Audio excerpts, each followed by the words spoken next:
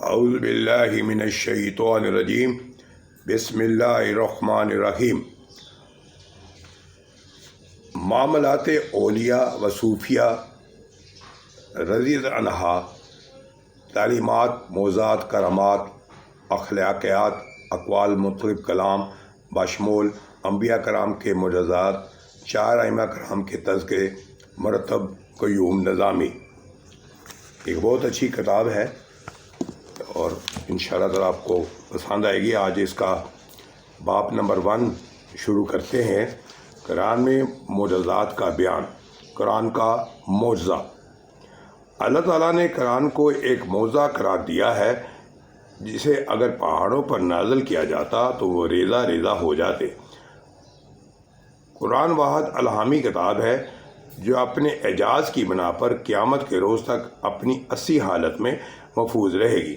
ارشاد ربانی ہے، اے نبی، جب تم ان لوگوں کے سامنے کوئی نشانی یعنی معجزہ پیش نہیں کرتے تو یہ کہتے ہیں کہ تم نے اپنے لیے کوئی نشانی کیوں نہ انتخاب کر لی، اور ان سے کہا میں تو صرف اس وحی کو پیروی کرتا ہوں جو میرے رب نے میری طرف بھیجی ہے۔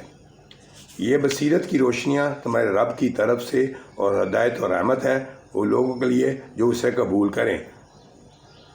آل اعراف 203۔ در حقیقت یہ انال حد سے گزرتے ہوئے لوگ ہیں، کیا یہ کہتے ہیں کہ اس شخص نے قرآن خود گھڑ لیا ہے؟ اصل بات یہ ہے کہ یہ امان نہیں لانا چاہتے۔ اگر یہ اپنے قول میں سچے ہیں تو اسی شان کا ایک اور کلام بنا لائیں۔ الطور 32 سے 34۔ اللہ تعالیٰ نے قرآن میں کئی بار منکرین قرآن کو چیلنج کیا کہ وہ قرآن جیسی ایک صورت ہی تصنیف کر کے دکھائیں۔ یہ قرآن کا معجزہ ہے کہ آج تک کوئی اور قرآن جیسی کتاب تنصیف نہیں کر سکا۔ شق القمر کا معجزہ۔ کفار مکہ نے ہر درمی اختیار کر رکھی تھی کہ قیامت کبھی نہیں آئے گی۔ اللہ تعالیٰ نے ان کی عبرت کے لیے چاند کے 2 ٹکڑے کر دکھائے۔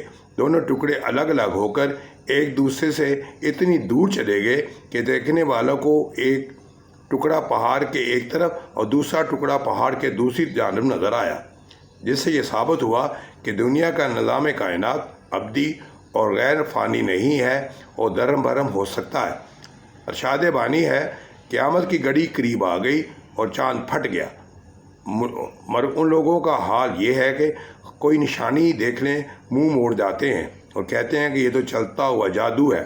انہوں نے اس کو بھی جھٹلایا اور اپنی خواہشات نفس کی ہی پیروی کی۔ ہر معاملے کو ہر کا ایک انجام پر پہنچ کر رہنا ہے۔ القمر 1 سے 3۔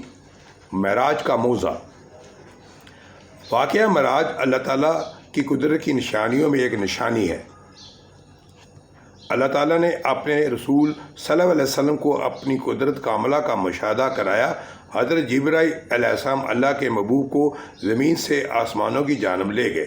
آپ صلی اللہ علیہ وسلم کو برق پر سوار کیا گیا اور ہزاروں فرشتوں کی معیت میں اللہ کے رسول صلی اللہ علیہ وسلم کو آسمانوں پر لے جایا گیا۔ ارشاد ربانی ہے، وہ ذات ہر نفس اور کمزوری سے پاک ہے جو رات کے تھوڑے سے حصے میں اپنے محبوب اور مقرب بندے کو مسجد حرام سے مسجد اقصی تک لے گئی، جس کے گرد نواح کو ہم نے بابرکت بنا دیا ہے تاکہ ہم اس بندے کامل کو اپنی نشانیاں دکھائیں۔ بنی اسرائیل۔ حضرت موسیٰ علیہ کے معجزات۔ حضرت موسیٰ علیہ السلام کے معجزات۔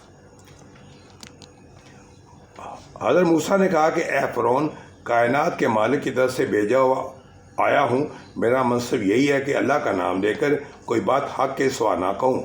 تم لوگوں کے پاس میرے رب کی طرف سے صحیح دلیل اور منوریت لے کر آیا ہوں، لہذا تو بنی اسرائیل کو میرے ساتھ بھیج دے۔ فرعون نے کہا اگر تو کوئی نشان لایا ہے اور اپنے دعوے میں سچا ہے تو اسے پیش کر۔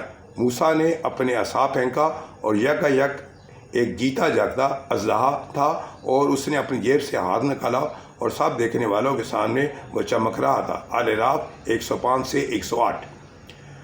جادوگر فرعون کے پاس آئے تو انہوں نے کہا اگر ہم غالب آئے تو ہمیں اس کا صلہ تو ضرور ملے گا۔ فرعون نے کہا ہاں تم مقرب بارگاہ ہوگے۔ فرعون نے کہا کہ تم مقرب بارگاہ ہوگے۔ پھر انہوں نے موسیٰ سے کہا تم پھینکتے ہو یا ہم پھینکیں؟ موسیٰ نے جواب دیا تم ہی پھینکو۔ انہوں نے جو اپنے آنچر پھینکے تو نگاہوں کو محسور اور دلوں کو خوف زدہ کر دیا اور بڑے ہی زبردست جادو بنا لائے۔ ہم نے موسیٰ کو اشارہ کیا پھینک اپنا عصا۔ اس کا پھینکنا تھا کہ آن کی آن میں ان کے جھوٹے طلسم کو نکلتا چلا گیا۔ اس طرح جو حق تھا وہ حق ثابت ہوا اور جو کچھ انہوں نے بنا رکھا تھا وہ باطل ہو کر رہ گیا۔ الاعراف 113 سے 118۔ حضرت ابراہیم علیہ السلام کے بڑھاپے میں اولاد۔ مورخین کا اتفاق ہے کہ جب حضرت ابراہیم علیہ السلام کو حضرت اسحاق علیہ السلام کی ولادت کی خوشخبری سنائی گئی تو ان کی عمر 100 سال تھی اور ان کی زوجہ حضرت سارہ رضی اللہ عنہا کی عمر 90 سال تھی۔ ارشاد بانی ہے کہ جب ابراہیم علیہ السلام کے پاس ہمارے فرشتے خوشخبری لے کر پہنچے تو فرشتوں نے عرض کیا کہ اے ابراہیم علیہ السلام آپ پر سلام ہو۔ ابراہیم علیہ السلام نے جواب میں کہا تم پر بھی سلام ہو۔ پھر کوئی دیر نہ لگائی ایک بنا ہوا بچھڑا ضیافت لے کے آئے، مگر جب دیکھا کہ ان کے ہاتھ کھانے کی طرف نہیں بڑھتے تو ان سے مشتبہ ہو گئے اور دل میں ان سے خوف محسوس کیا۔ فرشتوں نے کہا کہ آپ ڈرے نہیں، ہم قوم لوط کی طرف بھیجے گئے ہیں۔ بشارت سن کر سار مسکرائیں اور یہ سن کر ہنس پڑیں۔ پھر ہم نے اس کو اسحاق اور اسحاق کے بعد یعقوب کی خوشخبری سنائی۔ اس نے کہا اف کیا اب میرے ہم بچہ ہوگا جا کہ میں نہایت بوڑھی ہو چکی ہوں اور میرا خاوند بھی بوڑھا ہو چکا۔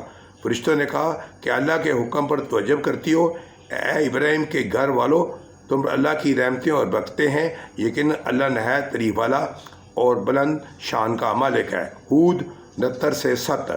آج تک اتنا ہی۔ انشاءاللہ تعالیٰ ایک نئے موضوع کے ساتھ دوبارہ میں حاضر ہوں گا۔ اس وقت تک کے لیے خدا حافظ۔ یہ آپ کو میں کتاب دکھانا چاہتا ہوں، یہ کتاب ہے، بہت اچھی کتاب ہے، اس کو پڑھیے گا اور اس سے استفادہ حاصل کیجیے گا۔ اللہ آپ کا حامی و ناصر ہو۔